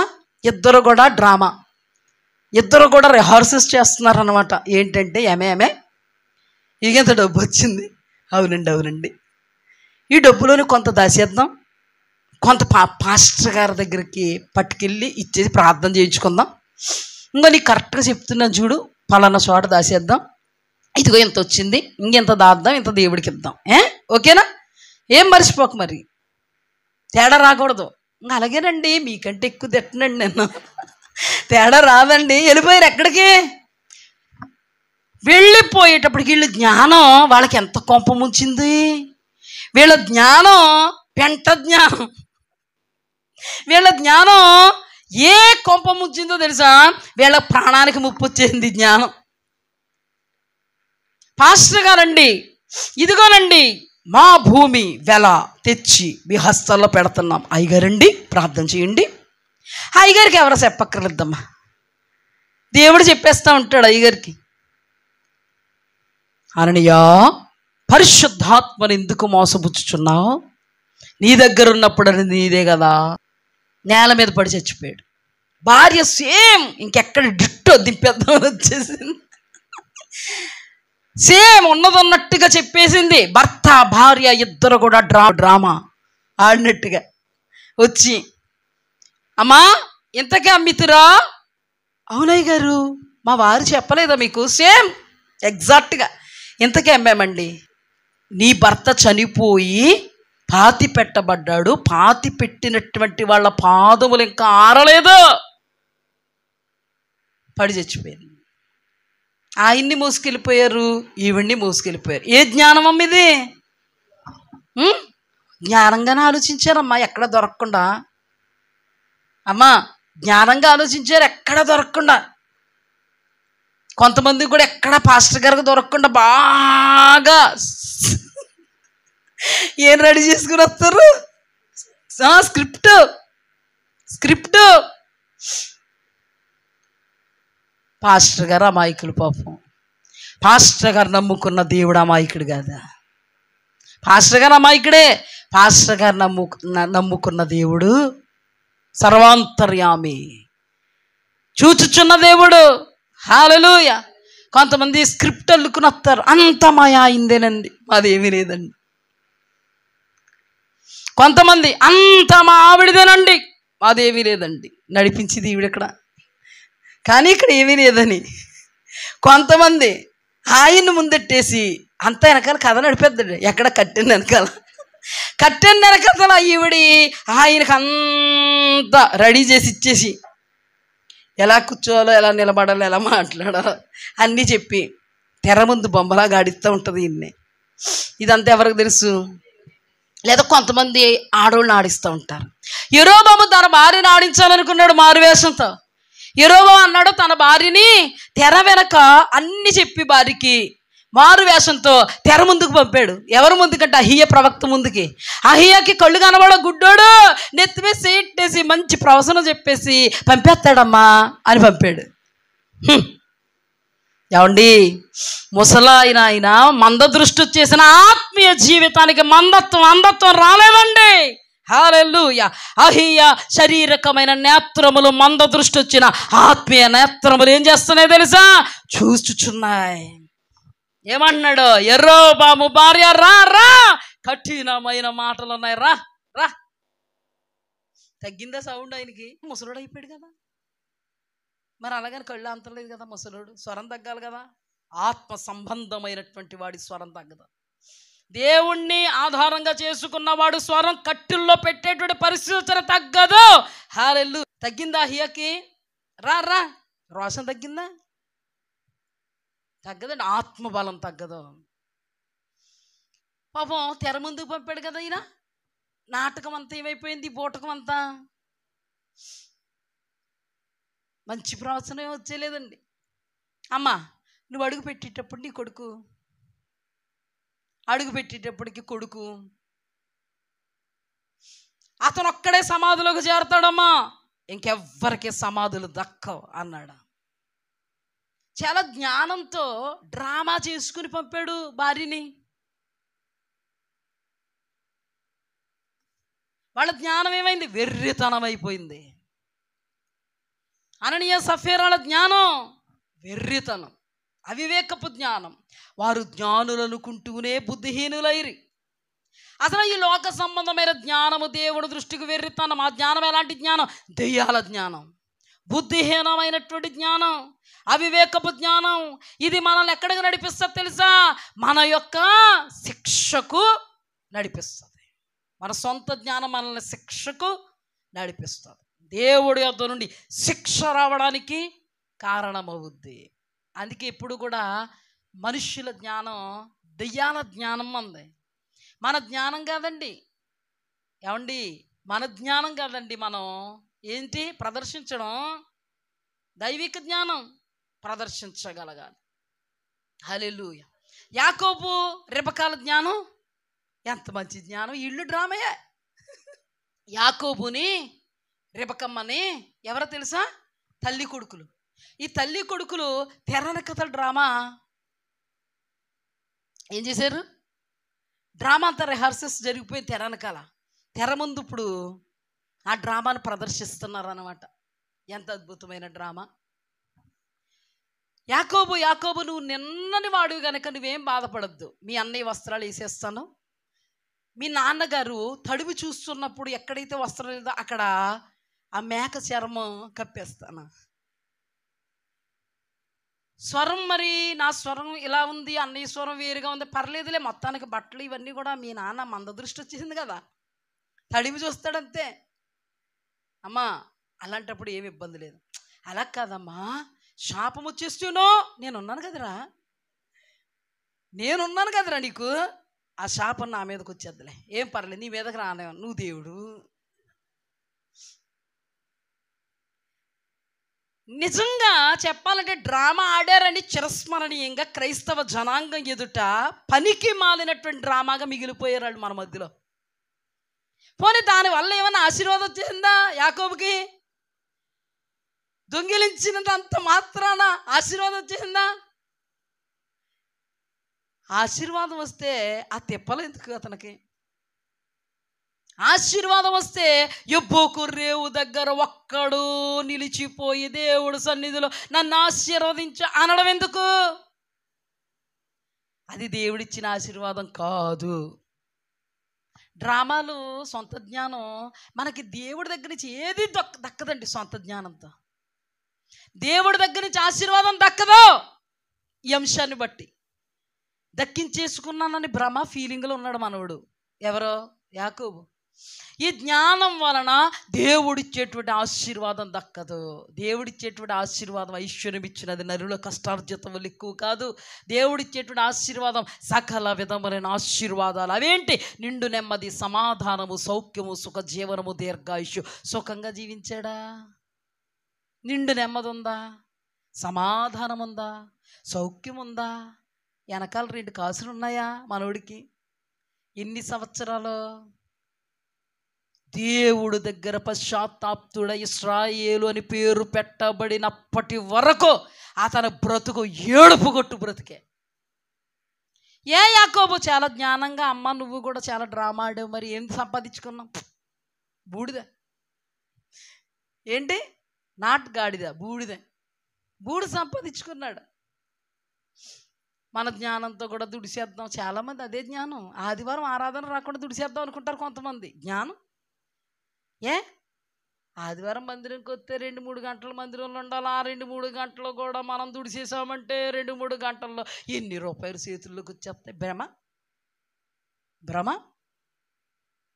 ఆదివారం కోత వేసినట్టు కోసేస్తే ఎంత బాగుంటుంది, తర్వాత తిరుగుతుంది నీకు. ఇప్పుడు వెళ్దాం. ఇప్పుడు రాసులు కనబడిపోతే అతను కనబడిపోయాయి కదా. వెర్రివాడా, నీ ప్రాణం ఎడిగితే అంతకంటే ముందు ఏం కనబడిపోయినాయి ఇతనికి? రాసులు. కథ వెళ్తుంది కదా అనుకుంటారు, అంతే. కథ ఏమనుకుంటారు? కథ నడుస్తుంది కదా అనుకుంటారు. ఒక్క పరిస్థితి రాగానే ఈ కథ వల్ల నడిపినటువంటి దుడుపు అంతా ఇందులోకి వెళ్ళిపోద్ది. అప్పుడు తెలియదండి. యాకోబు అనుకున్నాడు భ్రమలో ఆశీర్వాదం నాదే. ఎప్పుడు వీడిందయ్యా నీ భ్రమంతా? యెబ్బోకు రేవు దగ్గర దేవుడి దగ్గర రాత్రంతా దేవుడు కొట్టాక ఇన్ని సంవత్సరాలు కుదురు కుంపట లేకపోయిన తర్వాత వచ్చిన జ్ఞానం ఇది. ఏ జ్ఞానం? అంతవరకు ఏ జ్ఞానం యాకోబు? దెయ్యాల జ్ఞానం. మరి ఇప్పుడేమొచ్చింది యాకోబు? ఎక్కడొచ్చింది యాకోబు? దేవుడి దగ్గర వచ్చింది. ఏంటి? దెయ్యాల జ్ఞానం పోయి దైవాత్మ జ్ఞాన సంభూతుడయ్యాడు యాకోబు. నీ దెయ్యాల జ్ఞానముతో, సొంత జ్ఞానముతో నువ్వేది చేయాలనుకున్నా నీకు అది మేలు కానీ క్షేమము కానీ కాదు. అది నీకు ఎలా కనబడద్దో తెలుసా? ఎండమావి వంటిదే. ఓయాసిస్. మంచి మండు టెండలో కనబడతా ఉంటుందండి. రోడ్డు మీద వెళ్ళిపోతూ ఉంటే, బైక్ మీద వెళ్ళిపోతూ ఉంటే మనకి ఎండమావులు కనబడతా ఉంటాయి. నీళ్ళు అక్కడికి వెళ్ళేటికి ఏముండదు, ఇంకొంచెం ముందుకు కనబడుతూ ఉంటుంది. మళ్ళీ ముందుకెళ్తే ఏముండదు. యాకోబు గారికి కనబడింది అదే. ఇప్పుడు ఈ విర్రోడికి కూడా చూస్తున్నది అదే. ఈ వెర్రోడిది దేవుడు దీవెన లేకపోతే వెర్రోడు ఉంటాడా? వచ్చే నాయన నరుడా తిరిగిరా, ఎవరు ఆపలేరు. ఇంక ఇన్ని సేద వెళ్ళిపోవడమే. మరి ఈయన ప్లాన్స్ అన్నీ ఏమైపోయి ఉంటాయి? ఈయన జ్ఞానం అంతా ఏమైపోయి ఉంటుంది? ఈ రోజున చాలామంది దేవుని వాక్యం అంటే దేవుడే, దేవుని వాక్యానికి విరోధముగా సొంత జ్ఞానము చేత దుడుసుకుందాం అనుకుని చాలామంది ఒకే ఒక్క దినమును దేవుడేమంటే ఆ దినాన్ని కూడా ఇవ్వలేక కంటికి కనబడేటువంటి ఎండ మావిని నమ్ముకుంటూ ఉంటారు. కానీ అది నువ్వు అనుభవించడానికి ఉండదు. ఎండమావి అనుభవిస్తారా మీరు? ఎండమావులు తాగుతారండి నీళ్ళు? ఎండమావి దగ్గరికి వెళ్ళి ఇలాగ అంటారా? ఇలాగ అనడానికి గుర్తుదే. కనబడద్దంతే, అది అనుభవించడానికి కాదు. కనబడద్దంతే, అనుభవించడానికి కాదు. యాకోబు గారి జ్ఞానం దేవుడు ఏం చేశాడు? వెర్రితనం. ఎప్పుడు వరకు వెర్రితనం? దేవుడి దగ్గరికి వచ్చేంతవరకు, సెటరేట్ అయ్యేంతవరకు, మోసగాడు అనబడినటువంటి వాడు ఇశ్రాయేలీయుడు దేవుని కుమారుడు అనబడేంత వరకు కూడా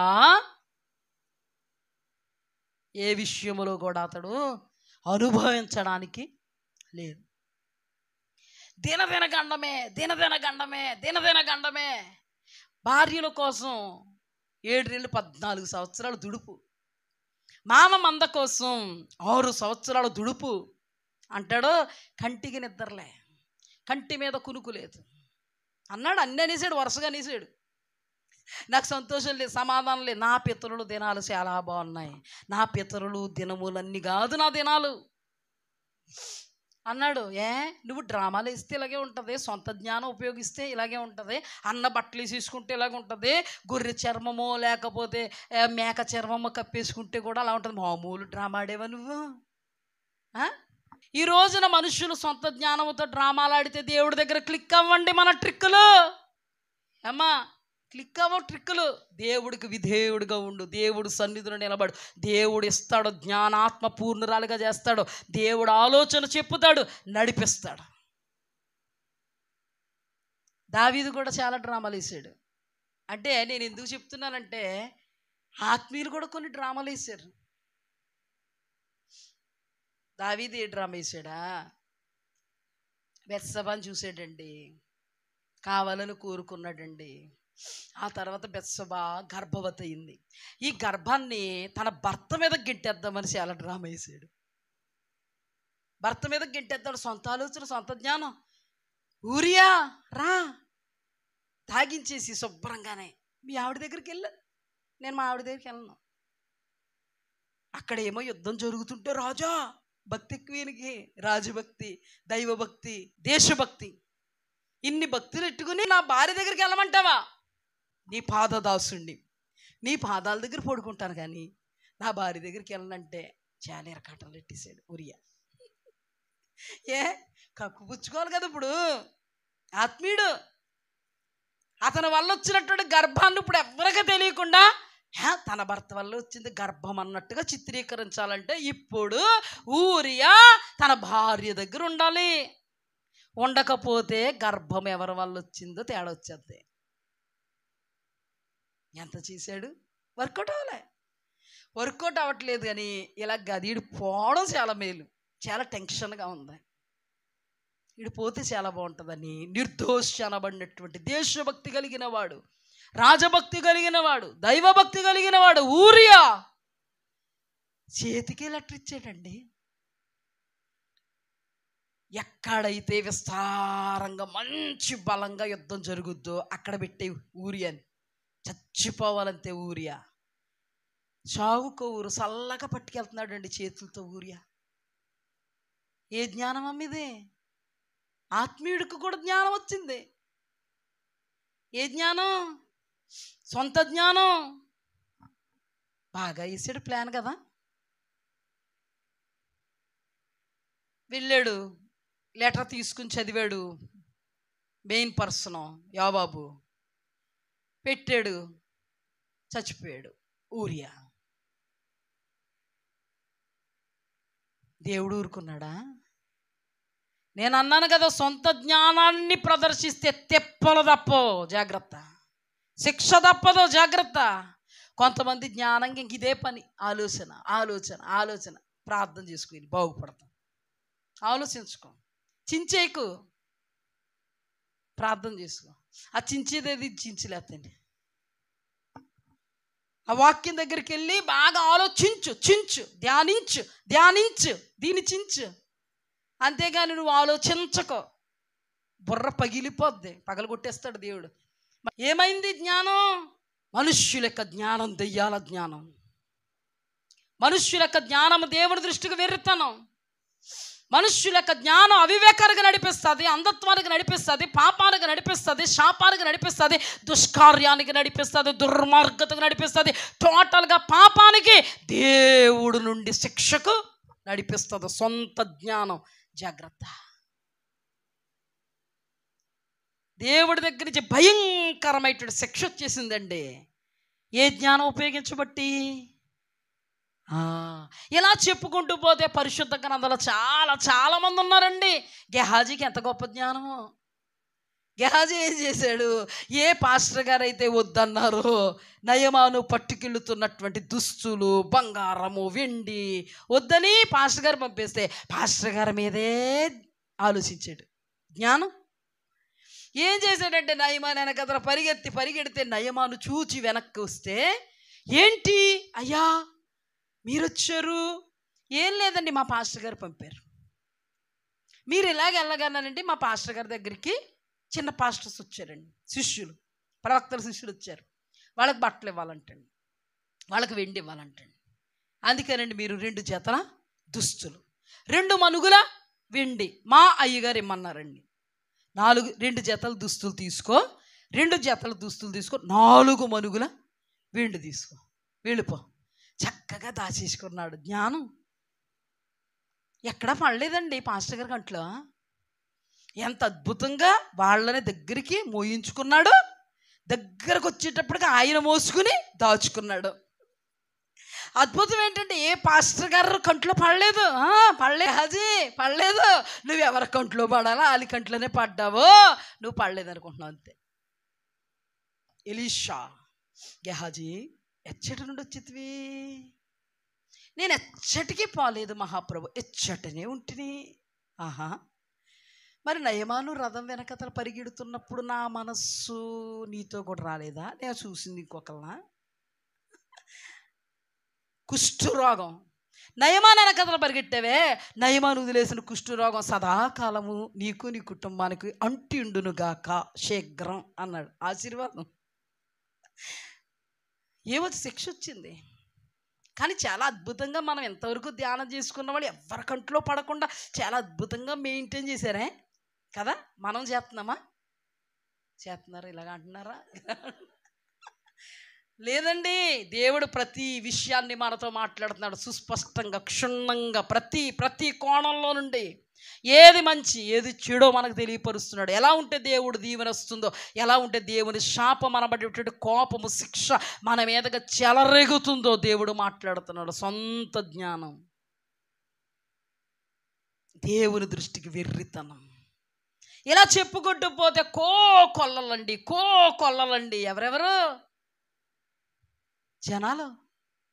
జ్ఞానం, దైవిక జ్ఞానాన్ని ప్రదర్శిస్తే దేవునికి మహిమ వస్తుందండి. దైవికమైన జ్ఞానాన్ని ప్రదర్శిస్తే నీవు ఊహించినటువంటి ఘనత, మెప్పు నీకు వస్తుంది. దీవెన, ఆశీర్వాదం నీ మీదకి వచ్చి నిన్ను వరిస్తుంది. నీ సొంత జ్ఞానం, దెయ్యాల జ్ఞానం నువ్వు అవలంబించావో నీ మీదకి దేవుని కోపం, దేవుని శాపం, దేవుని శిక్ష ఉరిగా వస్తుంది. జాగ్రత్త సుమా. మన జ్ఞానాన్ని మనం నమ్ముకోకూడదండి. దైవికమైన జ్ఞానముతో మనం నింపబడి ప్రదర్శించగలగాలి. దైవిక జ్ఞానం ఎలా ఉంది? దయ్యాల జ్ఞానం ఎలా ఉంది చెప్పండి అమ్మా. మీరు చెప్తే నేను ఒకసారిగా ముందుకెళ్తాను. దయ్యాల జ్ఞానం ఎలా ఉంది? దైవికమైన జ్ఞానం ఎలా ఉంది? మీకు వచ్చినట్టు చెప్పండి గట్టిగా. దయ్యాల జ్ఞానం బాగాలేదు, దైవిక జ్ఞానం బాగుందా? ఎస్. ఇప్పుడు చూడండి, జ్ఞాని ఏమాయను? వీళ్ళ జ్ఞానం ఏమైంది చూడండి. జ్ఞాని ఏమాయను? వెర్రివాడాయను. జ్ఞాని ఏమాయను? అవివేకి ఆయను. జ్ఞాని ఏమాయను? బుద్ధిహీనుడాయను. జ్ఞాని ఏమాయను? దేవుని యొద్ద నుండి శిక్షకు పాత్రుడాయను. జ్ఞాని ఏమాయను? దేవునికి దూరమాయను.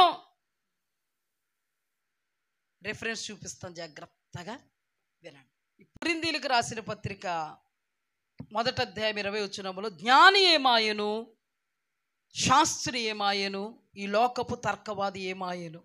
ఈ లోక జ్ఞానము దేవుడు వెర్రితనముగా చేసి ఉన్నాడు కదా. హల్లెలూయా. 25వ వచనం, దేవుని వెర్రితనము మనుష్యుల జ్ఞానం కంటే జ్ఞానం కలిగినది, దేవుని బలహీనత మనుష్యుల బలము కంటే బలమైనది. హల్లెలూయా. అంటే నీ దేవుడు వెర్రోడని కాదే అర్థం.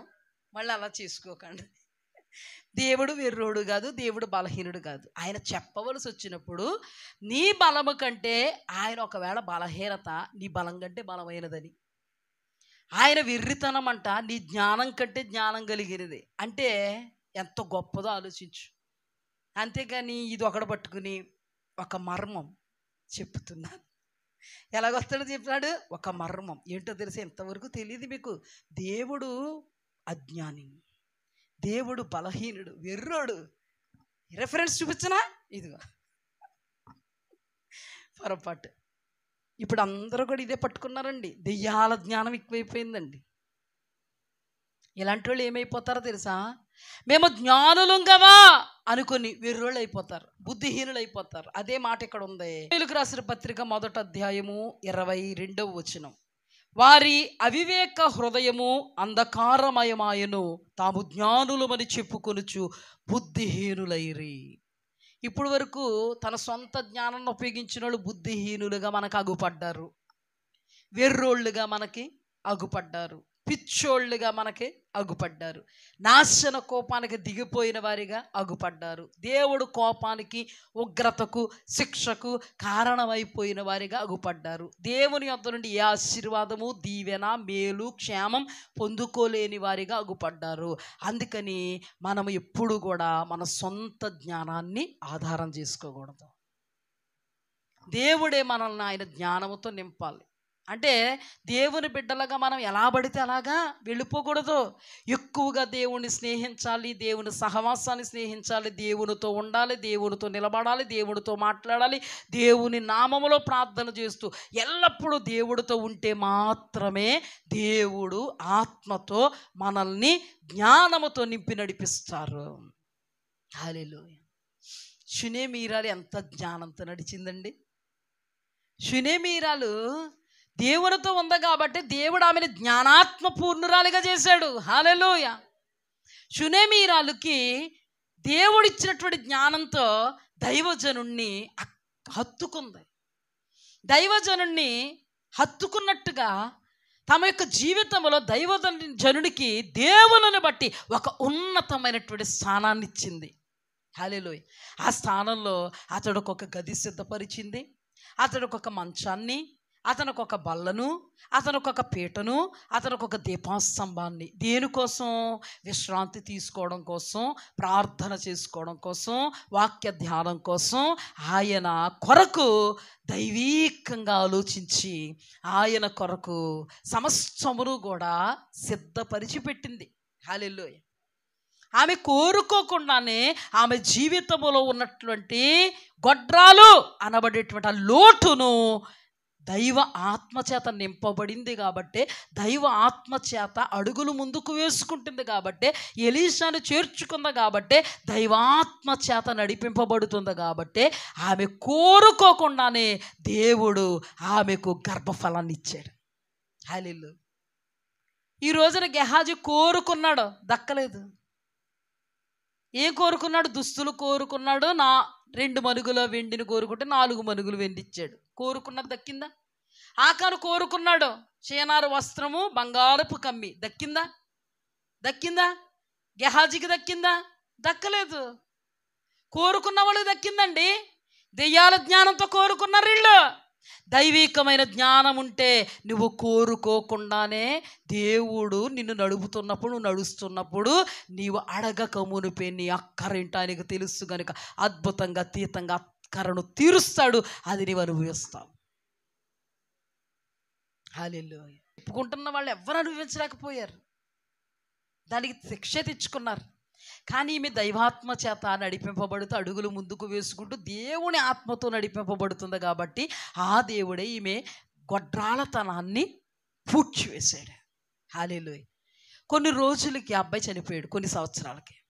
చనిపోయినప్పుడు ఆమె మనలాంటి జ్ఞానం, మానవ జ్ఞానంతో లబోదీపమని గుండెలు బాధేసుకుంటే జరిగే పరిణామం ఏంటో తెలుసా? తండ్రి వచ్చి ఏడుద్దుడు, నానబండోళ్ళు అందరికీ తెలిసిపోదును.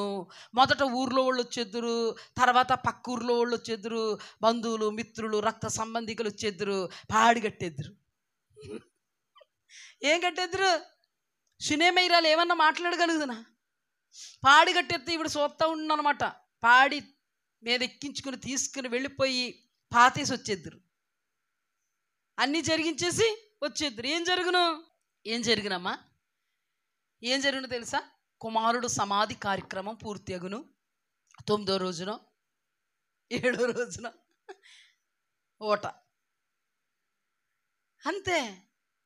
కానీ ఆవిడ ఏం చేసిందో తెలుసా? అసలు ఎంత అద్భుతమైన జ్ఞానం అండి, ఎంత అద్భుతమైన దైవికమైన నడిపింపండి, ఆత్మ నడిపింపండి. ఆవిడికి చనిపోయడం తెలుసు కొడుకు.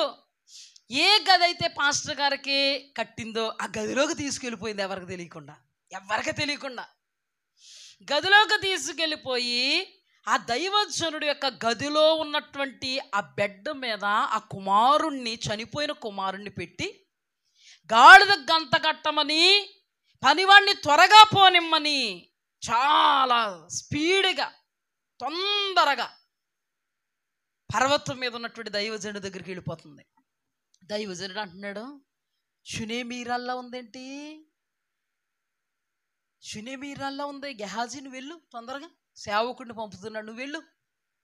ఆమె అసలు ఎందుకు వస్తున్నారు ఏంటో తెలుసుకో, ఎదురొడ్డి వెళ్ళిపో నువ్వు ముందు ఆవిడికి. ఆయన మాట్లాడుతుంటే బాగున్నారమ్మా, సమాధానమే. ఆయనతో ఏం చెప్పట్లేదు, నీతో కాదు మాకు పని ఉంది, ముందు ఆత్మ నడిపింపు ఎలా ఉందో చూడండి. వెళ్ళిపోయింది ఎక్కడికి? దైవజనుడి దగ్గరికి. ఏడుస్తుంది. ఏమనంటే, అయ్యా కుమారుణ్ణి నేను ఇమ్మని అడిగానా? నువ్వే కదయ్యా నా కుమారుడు లేడని కుమారుణ్ణి ఇమ్మని దేవుణ్ణి అడిగితే దేవుడిచ్చాడు. నేను ఎప్పుడైనా నా కుమారుడు లేడు నాకు ఇమ్మని అడిగానా? అప్పుడు ఎలీషా అంటున్నాడు, చాలా వ్యాకులంలో ఉంది తల్లి. తన సేవకుడితో చెప్తున్నాడు, దేవుడు నాకు బయలుపరచలేదు, మరుగు చేసాడు, ఏదో జరిగింది కుమారుడికి. నువ్వు ముందు ఈ దండం పట్టుకుని వెళ్ళిపోయి ఆ కుమారుడి మీద పెట్టు అని పంపేస్తుంటే ఏమందో తెలుసా? షునేమీరాలు, యెహోవా జీవము తోడు, నేను నిన్ను విడవను. నువ్వు అతన్ని పంపడం కాదయ్యా, నువ్వే రావాలి. హల్లెలూయా. పంపినాడు, వెళ్ళిపోవడం, దండం పెట్టేయడం, పని జరగకపోవడం, వెనక్కి వచ్చేయడం, అన్నీ జరిగిపోయినాయి. ఆత్మ నడిపింపు. దైవజనుడైనటువంటి ఎలీషా దైవాత్మ నడిపింపుతో చనిపోయినటువంటి బిడ్డ ఎదుట దేవుడు చేయమన్నవన్నీ ప్రక్రియలు చేసినప్పుడు అతడు తిరిగి లేచాడు. హల్లెలూయా. సజీవుడయ్యాడు. లేకపోతే కార్యం జరిగిన ఇది ఎవరి నడిపింపు? ఇది ఎవరి జ్ఞానం? దయ్యాల జ్ఞానం కాదు, మానవ జ్ఞానం కాదు. మానవ జ్ఞానం అయితే ఏం చేస్తాం చెప్పండి? చచ్చిపోయిన వాళ్ళ దగ్గర నా బాబా లబోదిబో లబోదిబో అని గుండెలు బాదుకుని, ఏమైపోయాడు నా కొడుకు, ఏమండి మీరు చూడలేదా, ముందన్న తీసుకురావడం తెలియదా మీకు, తలనొప్పి వస్తుంటే, ఏమో నాకు తలపోయినని తల పట్టుకుని చచ్చిపోయాడే. మనం చేయలేదన్న వాడి మీద అడిపోతాం. ముందు మనలో ఉన్నటువంటి మైనస్ ఏంటంటే, మన వల్ల జరగదని తెలుసు కానీ ఎదుటోళ్ళు వల్ల ఎందుకు జరగలేదని అడతాం. నిజమే అది. మన అసమర్థతను మనం ఒప్పుకోం, ఎదుటోడి మీద అడిపోవడం ఎప్పుడుని. పోనీ నీ వల్ల జరుగుతా, నా వల్ల జరగదు, మరి ఇంకేం నోరు మూసుకుని. కంగారు జంతువు తెలుసా? కంగారు, దాని పేరు కంగారు అనమాట. దానికి ఎప్పుడు కంగారే. అలాగే చాలా మందికి ఇప్పుడు దేవుని బిడ్డలే కానీ కొన్ని సందర్భాల కంగారుల్లా అంటే ప్రవర్తించకూడనట్టుగా ప్రవర్తిస్తాం. అది మన జ్ఞానం. కానీ ఈవిడ మనలాంటి జ్ఞానవంతురాలు కాదు. ఎవరి జ్ఞానవంతురాలు తన ఇల్లు కట్టుకుంటుందంటండి. 3 రాళ్ళు పెరికి వేసుకుంటు మూఢత్వంతో ప్రదర్శించలేదండి. అక్కడ దైవాత్మ సంభూతురాలిగా దేవుడు ఇచ్చినటువంటి జ్ఞానముతో అడుగులు ముందుకు వేస్తే చచ్చిన కుమారుడు తిరిగి లేచాడు. హల్లెలూయా. దేవుని జ్ఞానం. అందుకే మనకి ఏ జ్ఞానం కావాలో కాళ్ళు తొక్కేసుకోకూడదు. ముందు ఫస్ట్ మన మదిలోకి వచ్చేయాలంతే దేవుడు. ఏ పరిస్థితి ఉన్నా మదిలోకి వచ్చేయాలి దేవుడు. ఏ స్థితిగతులైనా మదిలోకి వచ్చేయాలి దేవుడు. మన వలన కానిదైనా నీ వలన అవుతుందని దేవుడు చెప్పాడా కాదని చెప్పాడా? మా వలన అయిపోద్ది, ఇప్పుడే పట్టలేదు. చక్రాలు సాధించేసేవాళ్ళు మేమే మొత్తం నెత్తి మీద ఎట్టేసుకుని ఇన్ని సంవత్సరాలుగా కుటుంబాన్ని ఈడిచేస్తున్నాం అనేది ఏం లేదు కదా. అద్భుతంగా ఏం చేసింది? అద్భుతాన్ని చవి చూచింది. మన జీవితంలో ఒకటే చెప్తున్నాను, కూర్చున్న లేచిన పండుకున్న మేలుకున్న మన హృదయములో మన మదిలో దేవుడు ఉండాలి. మన జ్ఞానవంతురాలుగా ఇల్లు కట్టుకోవాలి. ఏ ఇల్లు? ఆత్మ సంబంధమైనటువంటి ఇల్లు. హల్లెలూయా. ఎవ్వరూ పెరికి వేయజాలనటువంటి ఇల్లు, అపవాదికి దక్కనటువంటి ఇల్లు, సైతానిగాడి కోటలను కూర్చివేసేటువంటి ఇల్లు. మన హృదయం అనేటువంటి కోటలో రారాజు అనబడేటువంటి యేసుక్రీస్తును భద్రపరుచుకోగలిగేటువంటి ఇల్లు. ఆయన ఎప్పుడైతే భద్రపరుచుకుంటామో ఇక్కడి నుంచి వద్ద ఆలోచన మనకి ఇక్కడి నుంచి వచ్చే ఆలోచన వద్దులే, మనకి ఇక్కడి నుంచి రావాలి. శుద్ధాత్మ దేవుడు ఎక్కడుంటారో తెలుసా? కడుపులో నుండి జీవజల నదులు ఉబుకుతాయని రాయబడింది. హల్లెలూయా.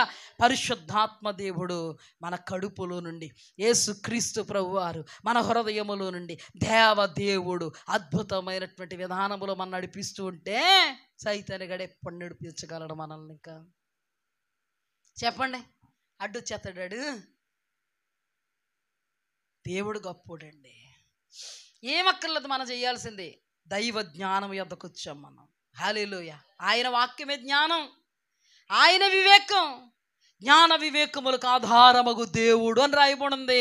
జ్ఞాన వివేకములకు ఆధారమైన ఆత్మ పరిశుద్ధాత్మ.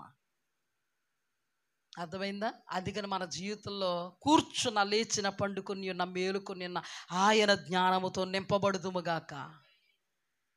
చూడండి, మన జ్ఞానం మనకొద్దు. మన జ్ఞానం ఎంత అద్భుతమైన జ్ఞానం, ఇంతవరకు ధ్యానం చేసుకున్నాం కదా మన జ్ఞానాన్ని. ఇప్పుడు మనకి ఏ జ్ఞానం కావాలి? మనం భార్యగా మనకి జ్ఞానం ఇవ్వాలి దేవుడు. తల్లి అనేటువంటి పరిధిలో మనం నిలబడినప్పుడు ఆ జ్ఞానం ఇవ్వాలి దేవుడు. ఇరుగు పొరుగు మధ్యలో నిలబడినప్పుడు ఆ జ్ఞానం ఇవ్వాలి దేవుడు. మన తల్లిదండ్రులు ఎదుట తమ బిడ్డగా నిలబడినప్పుడు ఆ జ్ఞానం ఇవ్వాలి దేవుడు. మన బంధుమిత్రాదుల మధ్యలో ఒక బంధువుడుగా, ఒక బంధువురాలకు, ఒక స్నేహితురాలుగా నిలబడినప్పుడు ఆ జ్ఞానం ఇచ్చి మనల్ని నడిపించాలి దేవుడు. హల్లెలూయా. నడిపించనట్లే మీ జ్ఞానం వాడకండి, నా జ్ఞానమే మిమ్మల్ని నడిపిస్తే మీరు ఆశీర్వదింపబడతారని దేవుడి దినాన మనతో మాట్లాడుతున్నాడు. హల్లెలూయా. మన జ్ఞానం వెర్రితనమమ్మా. దేవుని జ్ఞానం మనకు అద్భుతమైనటువంటి మార్గాన్ని చూపించేటువంటి జ్ఞానం. హల్లెలూయా. ప్రతి విషయంలో దైవ జ్ఞానంతో ఉందాం. ఏ విషయంలోనైనా, జాబా, చేతి పనులా, బిజినెస్లా, లేదా మన బిడ్డల విషయంలో మనం నడవాలా, ఆర్థిక పరంగా మనం నడవాలా, ఆలోచన ఏది ఏమైనా ఆలోచనకు కర్త మన దేవుడు, కొనసాగించేవాడు మన దేవుడు. ఆయన జ్ఞానం మన మీదకి దిగొస్తే మనము ప్రతి విషయంలో కనురెప్ప పాటు సహితం ఆయన చిత్తములో వేస్తాం. ఇటు కృపలో దేవుడు మనల్ని నడిపించునుగాక. ఇదే నాన్న జ్ఞాని ఏమాయను అనే విషయాన్ని మనం ధ్యానం చేసుకున్నాం. రేపటి దినాన శాస్త్రి ఏమాయను, ఈ లోకపు తర్కవాది ఏమాయను.